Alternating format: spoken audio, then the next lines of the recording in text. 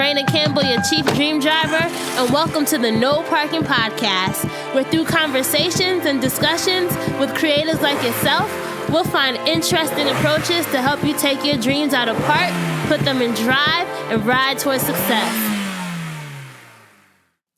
Hey, Dream Drivers, welcome to episode 52 of the Dreams in Drive podcast. And I know that the last time we spoke in episode 51 with Alicia Dale, I said that episode 52 was going to be the last episode of the year. But you know how things happen, things change. And this is a pop-up episode, a pop-up Christmas Day episode. Earlier this morning, I was inspired by a question that I posed on Instagram. And the question was, what's the best gift you've ever given yourself? And I got so many great answers, such as a chance to follow my dreams, forgiveness, love, investing in myself, self-love, room to grow. So many great answers. And as I was sitting down with my sister this morning, eating breakfast at her apartment, I thought that, this would be a great question to ask her, and maybe we could have a conversation. So I whipped out my cell phone. I only had my iPhone on me. I didn't have my mic or my computer or anything. And I turned on the audio recording, and I said, let's have a conversation. I want you to be on episode 52 of the podcast. And I look up to my sister. She's a great person. Growing up, we always kind of didn't always see eye to eye, but she was definitely someone who inspired me. And if I'm the yin, she's the yang. We definitely are opposites in a lot of ways, but at the same time, our love for curiosity and learning new things definitely unites us. So it was so amazing to be able to interview her and share a part of my family with you guys. So I really hope that you enjoy hearing her story, bits of it in this podcast, and her really talking about the best gift that she gave herself this year. We also talk about lessons she's learned about herself this year, life in college, the idea of figuring out your dream, and if she really even thinks the whole idea of dreams and drive really means anything. We talk about the challenges of being an idea person because we both are idea lovers and idea creators. And interestingly, she even goes into what being the quiet black girl how being a quiet black girl as a young person affected her today. She talks about navigating the nonprofit world because she, unlike me, is not really not in the marketing space, but she's definitely in the nonprofit space. So she talks about that. And last but not least, we really talk about the things that have defined her over the past few years. So I really hope that you guys enjoy this pop-up episode. And if you want to answer the question, what's the best gift you've given yourself, head over to our Instagram at Dreams and Drive. Click on that photo and you can comment or see what other people have commented. Before we get into today's episode, I want to say make sure that you are subscribed to us wherever you're listening, SoundCloud, iTunes, Google Play. Subscribe, leave a review. It's always so good to see what you guys are saying about each episode. If you want to get today's show notes, just go to dreamsanddrive.com and click on episode 52. And finally, if you want to join our Dreams in Drive community, all you have to do is go to dreamsanddrive.com/join. Hope you guys enjoy this one. And yeah, I apologize. The audio isn't the best, but I was using my iPhone. And this is also just a testament. Like, if you have an idea, don't wait for it to be perfect. I don't know if everyone's going to like this episode, but I was inspired to put it out. I was called to put it out. And I'm happy I was able to showcase my sister on the podcast, and she's someone that I love and look up to. So I hope that you guys are also moved in some way by her story. All right, talk to you guys soon. So let me introduce you guys to my wonderful sister, Naeema Campbell. I've known her for the past 25 years, although she's 3 years older than me. Say hi to Dream Drivers, Naeema. What's up? So, Naeema, I actually want to start this off. I like to start all our interviews off with the question, what inspired you as a child? But before we get into that, I want to actually ask you this because it's a question that I posed on Instagram this morning. It's what's what did the you best post on Instagram when I woke up. Sorry, I'm always thinking. Anyway, it's a question that I wanted to ask you since it is Christmas. As you guys know, we didn't grow up celebrating Christmas, but we still got gifts. We did get gifts, but this is a question that I want to ask you, and I think this will be a good way for us to have a great conversation. So, what I want to ask you, Naeema, is this. Yes, Rena. What's the best gift you've ever given yourself this year in 2016? Reflecting upon the year, what's something that you really just look back and say, wow, I'm happy that I did that, or I'm happy that I gave that to myself? A gift? It can be intangible, it can be tangible. The best gift I gave myself this year. Applying and accepting the Environmental Leadership Program Fellowship. So tell our dream drivers a little bit more about yourself. Maybe I should do that, but tell our dream drivers your elevator pitch in 30 seconds. Who are you? What do you do? What do you like? I'm Naeema, Reina's older sister, the smarter half of the group. And I mean the dorkier, probably nerdier side. I work at a foundation in the environment and informed communities, the Geraldine R Foundation in Morristown. And we fund nonprofits around New Jersey to do watershed protection, urban greening, and sustainable agriculture advocacy work. So you said that applying to this environmental leadership program was the best gift you ever given yourself? Yeah, because it was, at first I was hesitant to do it. Because for one, I was like, oh no, another leadership program. I've done a few in the past and they start out great. Everybody has their kumbaya moments the first time and you feel like, oh my gosh, I made best friends. I never want to leave you. And then 2 months later, you don't really talk. There's nothing to do. There's no after. But with this program, we had 3 separate retreats over 6 months and got to really do a lot of personal development, personal planning, and really learning about what makes you a leader. Like we did a strength analysis, a 360 review, just really figuring out what are your strengths and your weaknesses, how people perceive you, how you perceive yourself, learning about different methods of advocacy, activism, networking, but in a more authentic way, network and just building relationships from a place of strength and information. It was really good for me. So I was in the Eastern region, which included people from New York, Pennsylvania, Delaware, and New Jersey. And I got to just meet a whole bunch of different people in different points in their career and build a really nice support group. So why do you think, or what did you learn about yourself? And I guess I want to know, why was this so important that you did this for yourself, or that you gave yourself this opportunity? Oh, it was really important because I hadn't been doing any personal development on such a consistent, intense way for a while. I read the blogs, read some books, but it's a whole different ballgame when you are with 20 other people for 3 weekends over the course of 6 months, and you have check-in calls and people holding you accountable to making goals and making changes in your life or giving you feedback. And sometimes people challenge me, which definitely was not always pleasant. And part of it was that I just had to get out of my shell and get out of my comfort zone and be more assertive and just take ownership and talk from a place of confidence. So tell me about a time that you were uniquely challenged. How did that feel, and what did that person say to you to make you be like, damn? I can't remember at this moment. I do think you can't remember. I think that you're not willing to remember. No, really, I can't remember. Oh, okay. So let me ask you another question then. What do you think was the most surprising lesson you learned about yourself? Ooh. Most surprising lesson? Oh. We did this exercise where you self-identified, where you fit into on these 4 quadrants. Are you a helper? Are you a rebel?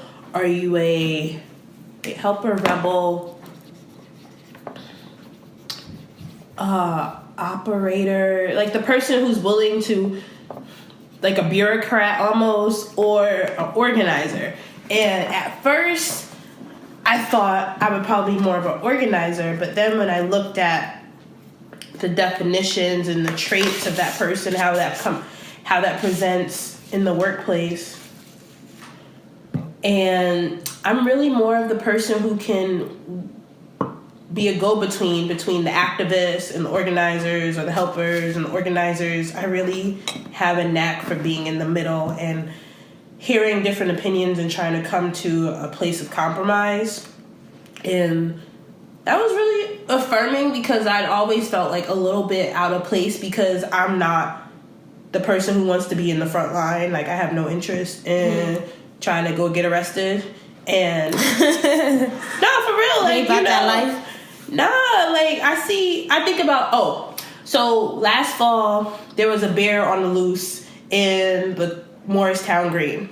And I just come from lunch, I'm walking, I hear helicopters flying over, people are running towards the green. The green is the town, like, green space where there's, like, a park and everything. Yes. And I was like, oh no, what's going on? So I go back to the office. I get to the office and everybody's like, oh, did you hear there's a bear on the loose? And we're going to look at it. You coming? No, I'll watch it on Twitter. And that's really my personality. Like, I'll take a step back, and finding out that there is a role for that, and it was really affirming. So that was very eye-opening for me. So that's really your personality. Thinking back to your childhood, like, what do you think inspired you as a child and really infected who you are today? Ooh. Oh, as a child, I just love to learn. I was just curious. I'm always asking questions. When Daddy was fixing stuff around the house, I was fine helping him until he tried to put me to work for the whole summer and didn't pay me. And I was like, okay, no, that's not cool. Mm-hmm. But yeah, I was always out in the garden. I like being outside. I used to collect bugs and try and get you to like them. No, too. You guys, I was the exact opposite. Besides the learning part, I was not outside. Raina was not interested in going outside. Not collecting bugs. Raina was not interested in helping in the garden, but she would come and tell people she had a beautiful garden. I was the marketer. I would go and market that garden. I did not make those. I remember I spent the whole weekend cleaning up the backyard, put up the table, put up the umbrella, cleaned out the garden beds, and put the seeds. And you're like, oh my goodness, this is great. I can have a party. And then, like, 2 months later, Raina's taking pictures on Instagram and talking about... Let's stop. This is not right. Because when we were younger, Instagram did not exist. Okay, she wouldn't do that, but she would brag to people about the stuff she was doing. But no, seriously, about me, I just like learning new things. Like, I remember I'd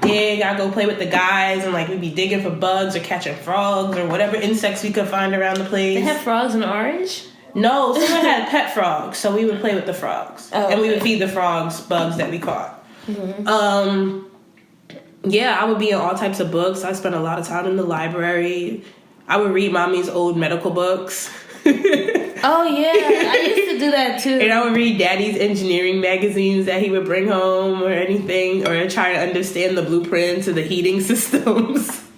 That's so interesting to think back about who we were as young children. Yeah. So I was really just inspired by information.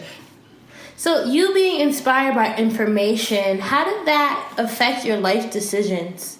You went to Tufts University, you studied economics, right? Correct. What did that love of finding out new things follow you through to college? Oh, yes, it did. Oh, so when I was at Tufts, I went in undecided. And the reason that happened was because I thought I wanted to be an engineer like Daddy, and then I started looking at all the courses that I'd have to take, and I realized I was not interested in taking any of those because I was like, those are not creative. I don't know how I'm going to save the world with this. And Tufts was the one place I could go undecided. So you wanted to save the world, deep down inside. Yes. At one time, I really did think I could save the world. I was all up about, I drank the Kool-Aid coming from Dwight Englewood about, you just have to help the world, and we are just so intelligent. Dwight Englewood is the private preparatory school that my sister and I both attended. I attended from 7th to 12th grade. Naeema attended from 9th to 12th grade. Yeah, it was a great education. But it also sets you up to think you could do everything, which is not bad, but, there are limits to some things. Mm-hmm. So I got to Tufts, and it was liberal arts, so I was taking courses everywhere. I took an intro to econ and was really fascinated about just learning these economic theories and principles and seeing that this is how the world worked. Mm-hmm. And then fast forward 4 years, I did that. I had started a minor in community health, but I was more interested in taking some art courses. So I just finished my major in econ and just filled everything else with what I was interested in. And I was really gung-ho. I was going to save the world. More specifically, I was going to save urban areas from subprime mortgages. Okay. Subprime mortgage, predatory lending. Because I was just upset about seeing what was happening with JP Morgan and all these big... What year did you graduate? 2009? I graduated 2009, right after Bernie made off with all that money and scammed out the whole financial market. And Tufts did lose, did Tufts lose any money? I don't remember. But I knew people at Tufts and from Dwight whose family had lost money in that scam. So I was like, I can't help y'all. But I see what's happening in these economically depressed areas where they have these subprime mortgages. Remember all those ads you used to hear? Buy a home now, no money down.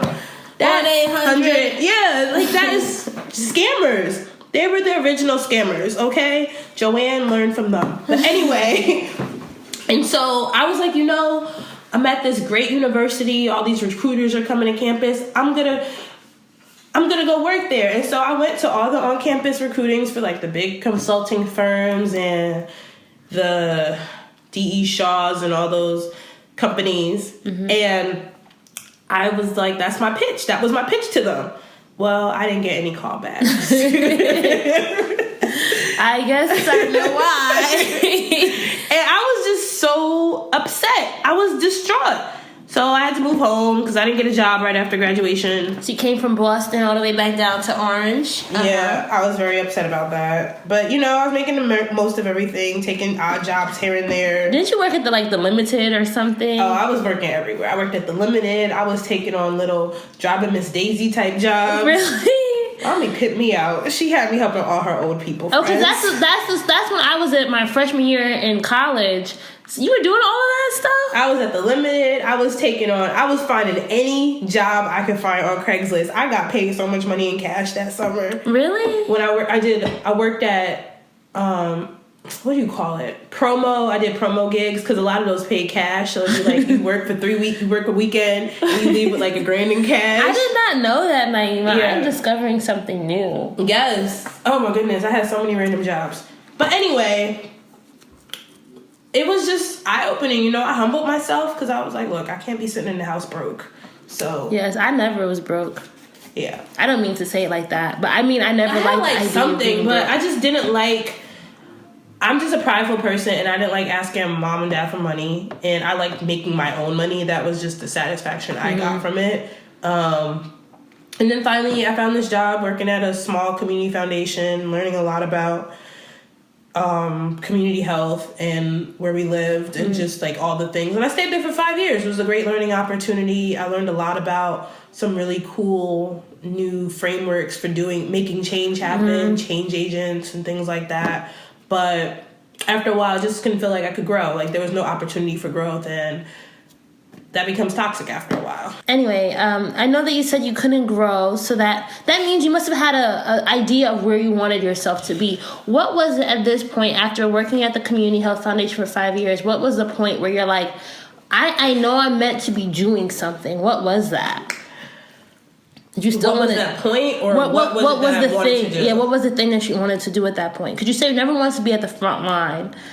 But what was really driving you? Because during this period of time, you were actually very heavily invested in arts. You were doing some arts things with the Orange University, right? University of Orange and Orange Inc. So that's interesting you bring that up, because that came at a really interesting point, because I was just, hanging around people in the community and just getting to know folks, because a lot of my high school friends weren't back in Jersey, or I didn't keep up with them. So, just making new friends and kind of reconnecting with that creative side of me, and becoming actually more interested and involved in community activism, going to city council meetings. I ended up on a few city council committees, and realized very quickly that local politics is a disaster and I don't have the patience for it, but also it's not something you should do lightly. So when I started reconnecting with my art, like doing more photography, making jewelry, it just made me realize that creativity comes in many forms. And oh, I like that. Yeah, because it would seem like, oh, wow. Everyone who didn't really know me would be like, oh, my gosh, you make jewelry, you do photography. They would think that's so random and just like it just came out of nowhere. But you know this because we grew up together, that I was always artsy craftsy, always fixing stuff, always making things. And so it was just a natural progression. I just got back to it. I don't know really where it will be in a full-time job, but what now in my current position, where it shows up is that I'm not afraid to think differently or just ask or make the outrageous suggestion. Like if we're just talking or brainstorming, I love brainstorming. One of my strengths I found out when I did ELP, Environmental Leadership Program, is ideation. And that shows up in the sense that I just come up with ideas. Like, I'll just talk mad random stuff. And sometimes they make really good sense. But also at the same time, I create more work for myself because I'll just have mad ideas. And then people are like, oh my gosh, that's amazing. Let's do it. I'm like, oh. I suffer from the same thing. And so it's a gift and a curse, but I'm learning to manage it and own it. I have to learn to edit and curate my things. Mm-hmm. And it makes me more open. Mm-hmm. So that's how it shows up. And why I'm saying all this is because I didn't really think about where I wanted to go. I'm more of I just stay in the moment and I do what I'm good at in that moment, and that's cool. Like the people who are like, oh my gosh, I have thought about my life 15 years ahead. It's like, what? That's crazy. And it was challenging for me because part of my fellowship was we were supposed to create this personal leadership plan, and some people thought like 30 years down the line. I thought I was going to be able to think 50 years out. Mm-hmm. And then I came up with maybe 15 years out. Mm-hmm. And it just made me think like, wow, yeah, you can't exactly plan your life, but you can sit down and be a lot more intentional about where you want to go. And I wonder what life would have been like if I had been guided or had that like type of mentorship or just development earlier, because it wouldn't feel like I wouldn't have felt so untethered. I think that's the word. Going through this process this year really helped me feel a lot more grounded and have put a little more cohesion to what I'm doing and feel but also see it. So while I'm still, this 15-year plan I'm creating is still a work in progress. Like, to answer your question, I don't have an exact answer of where I'm going to go, but I know that in wherever I go next, there's a certain way I want to feel and what I want to be doing. And I don't need it to actually be a certain title. I'm fine with not having, like, for instance, I guess in a way, some people might see me or might be tracking me to be like, probably go further in nonprofit leadership, which I'm all open for, but I want to do it on my own terms. Like, yes. Like, I'm not really, if being a program officer or program director somewhere means that I don't have any quality of life, that I can't be creative or I can't be inclusive of different people and perspectives, I don't want it, because that's just going to make me miserable and feel stifled. But if it means, hey, I might have a position somewhere that if I'm a consultant and I can do that, I'm fine with that. Or if it means that I can't do that in nonprofit here in New Jersey, I have to go elsewhere, I'm okay. Like, I've kind of come to the place where I'm like, all right, I'm going to go where the opportunity fits what I can do and where I see myself. And I don't, like, I guess, like, the natural things some people might think is like, oh, are you trying to become an executive director of some type of organization?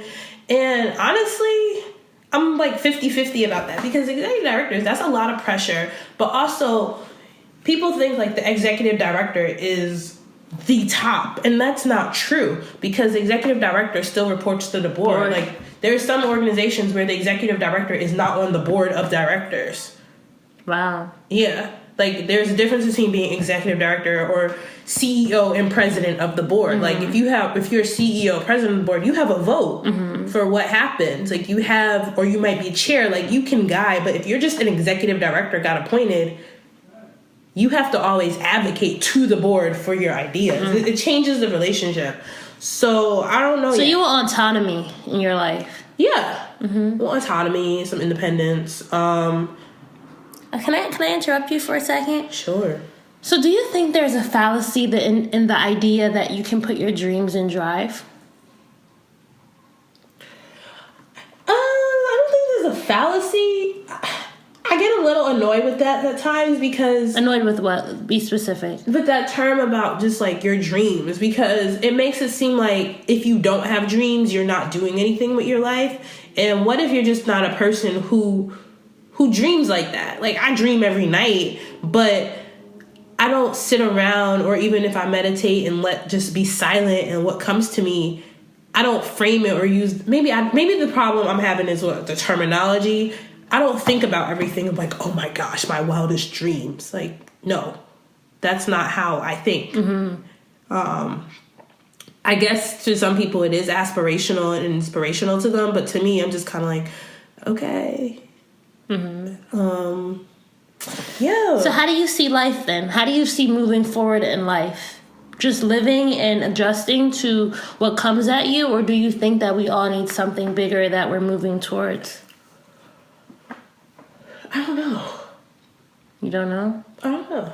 You know what I wanted to ask you? You talked about that we started this interview with asking, what's the best... accosted me and you pulled out the phone and started recording. What's the best gift you've ever given yourself? And you said this program, right? So I wanted to ask you, you went on to then say that it helped you become grounded.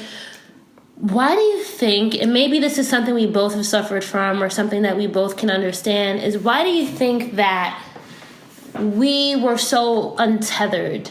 We were so loosey-goosey and dreamy and like doing all this stuff as young people. Like, why do you think that was? Do you think it's just the way we grew up? Do you think it's our parents? Do you think it's where we lived? Do you think it's because we were inherently dreamers? This is eye-opening for me talking to you, because I've known you your whole entire life, minus 3 years, So got jokes. I think it's partly our education. We went to for you started in 7th grade, I started in 9th grade, and we went to very college preparatory places where the focus was so much on academics and not necessarily like social emotional development. That's something you kind of learn later on, or you just kind of filled in the gaps where you needed. And there is a lot to be said about just giving a young person the chance to figure out their life outside of school. And I don't think that happened. Like, I always tell my friends, maybe I said it to you too, but I was like, if I could do it all over again, I would have definitely taken the gap year in between Dwight and Tufts. And I think there were some people who probably did it, but mentioning it to mommy and daddy, they were looking at it like, excuse me, what is this gap year you're talking about? Well, I also think it's just like, for them, that's just foreign, because they came, like, school was like the ticket out, or how you get to the next step, and to like suggest that you weren't going to go to the next step right away just seems so crazy. You're wasting our money. Just no. They weren't like that. It was just they didn't understand it. And then also a lot of the ways that you see gap years advertised or marketed is like, oh, you pay for your child to spend a year traveling around the world in volunteerism and stuff. And that wasn't really what I was interested in. I just wanted a year not to go to school. And I would have been happy just bumming around, working here, there, and wherever. And now I know, you can defer for a year, but that just wasn't, it wasn't an option because we didn't know. So I think that's part of it. So then you just get on this treadmill or this cycle of just go, school, try and get the best grades, and the stress, and you start defining yourself by school and academics and just that environment that you don't get to develop other parts of you. Which is important, especially as a young person, especially as somebody trying to figure out what is life. Yeah, it's really like you don't get to live life. Like, you're in... College is a very curated experience. It's a bubble, I think. I definitely feel like where you went was a bubble more than where I was.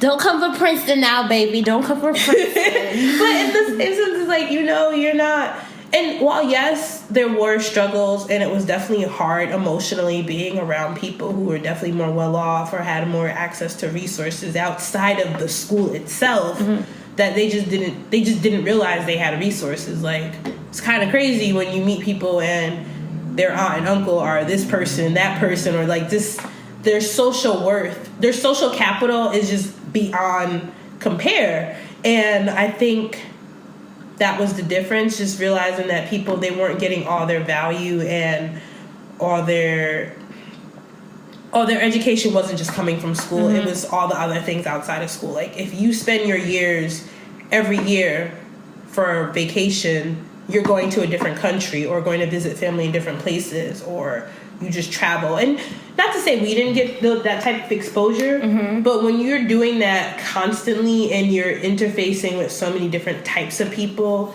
and in a way it also can create like another bubble, because if all your whole life, if you just spent around very well-to-do, very privileged people, you don't know. But I'm just saying, for me, I noticed that I think I would have benefited from having a space where I just didn't have to think about school for a while. Like, I felt like it was just on this rat race of, oh, get out of Orange Middle because the school system isn't that great. Go to Dwight Inglewood because that's such a better educational opportunity. Although educationally it was hands down really amazing. Emotionally, I think that place didn't serve me as best as it could. For one, I was a quiet black girl, so I was kind of... everybody thought I was okay. No one once thought like, oh, what's going on with Naeema? Like, why is she so quiet? Or stay to herself. Like, I think I got to retreat into school and work, and teachers just assumed that I was okay. And also, I think there's a stigma attached to talking about mental health. So it seems like I'm trying to tie the pictures. I'm trying to tie together the dots between this gift that you gave yourself this year and all the things that it opened up in your own life. And it seemed like it really helped close some doors that may have been open that you were trying to find answers to as well, right? What do you mean? Closing doors, maybe you don't realize it. Maybe I spent the past year interviewing so many people, and sometimes when you talk about something, you're connecting dots for yourself that I see that you may have had some things unanswered, and maybe this has helped you to put some closure on parts of your life that you may not even have realized you needed some closure on. So what's the question that you're posing to yourself in 2017? The thing that you really want to answer? The hard questions, man. The question you're posing to yourself in 20... Coming at me with these hard questions. What's the question? That's why people don't invite journalists over. What's the question you're posing to yourself in 2017? What's going to be that thing that you're going to be trying to answer in 2017 for you, for Naeema Anite? 2017 is almost here, man. Wait, give me a moment. I need to think about that because I haven't done my 2017. Or maybe just something that you still ponder. 2016, there's a question you're asking yourself. I feel like we all have questions we ask ourselves every day. Let me into your mind and tell me one thing you've been asking yourself. I'm going to let the talkaholic into my mind. Ooh, thank you.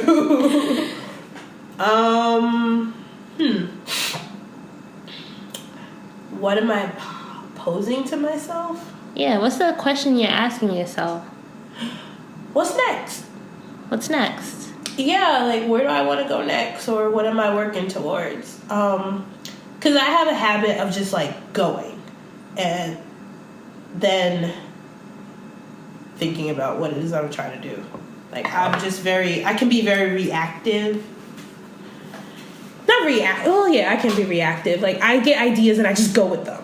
And sometimes that's wasting time because some ideas are just not going to play out. It's not good. They're just not going to play out. But you did, what's the thing that you and Crystal did this year? Brews and brushes. We have to figure out what we're going to do with that because both of our lives have changed so drastically. Okay, so I don't want to derail your answer. No, really. What I'm really thinking about a lot is what's next and where am I going?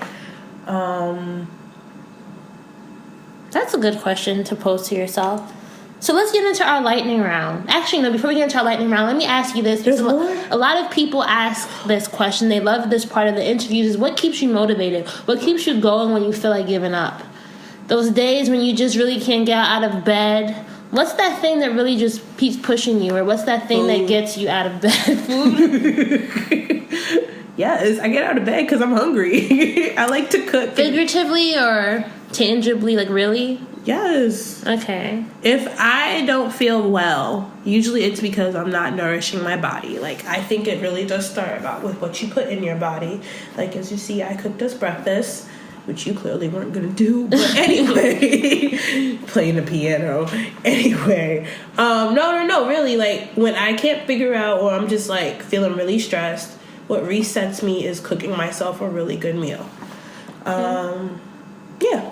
All right, so let's get into our lightning round. So this part of the interview, I'm going to give you a prompt, and I want you to tell me the first thing that comes to mind, all right? First thing, and remember, this is sticking with our whole dreams and drive metaphor. Okay. First question.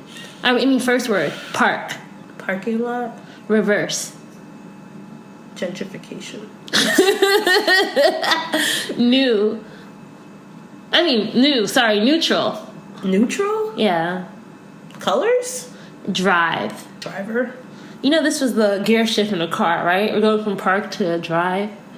Oh. Okay. And last but not least, Naeema, if you want to be a dream driver, you have to have the keys to success. So tell me, Naeema, what are three things... I did not read DJ Khaled's book yet, so you can't come at me with that. No, but this is what I do in every interview. If you ever listen to any of them to the end, my sister told me she does not listen to Dreams and Drive because she thinks they're way too long. But it's all right. So at the end of the interviews, every guest gives their keys to success. So I want you to tell me three things that you think every dream driver needs before they hit the road. Fuel, a map, and hope. Hope. All right. Hope. Why hope? Well, because there is still a little bit of uncertainty. Like, even if you have your plan and you have your car to get you where you need to go, like, you're hoping that everything is gonna work. You've prepared and you've got your tools and you got your tools, you've prepared, but look how many times you've been prepared and tried, or the car got gas in it, you just got the oil change, and sometimes the thing don't start, so you just hope. You're gonna hope that all the things you've done are going to work. All right, do you have any parting words for our dream drivers listening in today, Naeema? Yes, if you invite Raina over for breakfast, make her put her phone in her bag and lock it away. And she will break it out. No, but I do have some parting words. Silence is golden. All right, Naeema, you've been asking me about this. I know you thought you would be able to interview me, and this interview went a little bit different. You conned me. So ask me a question now, just one question, because I don't want to take up too much more of your time this morning. All right, I have a question for you, Raina. Yes. What's it like for you when you don't want to work? Work for what? Work for other people, or work for me, or... When you don't want to work for other people. Because I think there's something to it. Like, why are you doing Dreams and Drives? Like, where is this going? What's next for Dreams and Drives right for 2017? It's funny, I had this conversation earlier with one of my friends, Mackenzie. We were at Cheesecake Factory, we were pondering life over some... And you didn't invite me? Anyway, so... She said that, she had this feeling that she was special. She knows that she's supposed to be giving something to this world. And I've always had this feeling that I was special ever since I was a younger child. And I think... Kind of special? I think I do Dreams and Drive because it's what keeps me going. It's the thing that, like, I think what keeps me going when I don't want to work is knowing that somebody's going to be inspired and somebody's going to go forward because of something. And like my sister, I always love learning and I always love interacting and building relationships, and it's something I can control because I'm kind of like a control freak, a mini control freak. And so it's the one thing that I know that I'm good at and people benefit from. When you say you're good at, what is that? I know that I have a gift when it comes to speaking to people and letting them open up. And I think I have a gift of words as well. And I think I can inspire people, or I think I help people feel better about themselves. I hope that's what people get when they're around me. And I don't know. It's a good question. I ask myself that a lot of times. So I always ask myself, why am I not going harder when I know that I could be? But I think in time, everything happens for a reason. I think in time, the next step will come. But 2017 is going to be all about building, all about doing, all about just getting off that momentum and making sure I don't stop. Because as you said, when I was younger, I always wanted to be like Oprah, and she was a big inspiration to me. So that's it. Well, thank you, Raina. Thank you, Naeema, for being a fabulous guest today. Can you tell our dream drivers where they can find you online if they want to know more about you? They can find me on Twitter at Naeema C. And you spell that Naeemac. All right, so that's a wrap for episode 52 with Naeema Campbell, my sister. I hope that you guys enjoyed listening to her dream driving story and sharing her keys to success. If you want to answer the question, what's the best gift you've given yourself this year, just head over to Instagram at Dreams and Drive, and you can click on that photo and comment and read what other people have commented. As I said before, this episode was one that I didn't know I was going to make before this morning. I was called to do it. I just really want to start experimenting with different types of guests and different types of questions and themes. So let me know what you think of today's episode. Tweet me across the board on social at Dreams and Drive. Leave a comment, subscribe, review, whatever it is, you guys. I'm so happy. The year is almost coming to an end. We will still have the I'm still going to have the year-end episode. Now it's going to be episode 53. So be on the lookout for that. Thank you so much for listening. I appreciate you all. Keep dreaming, keep driving, and we'll chat next time.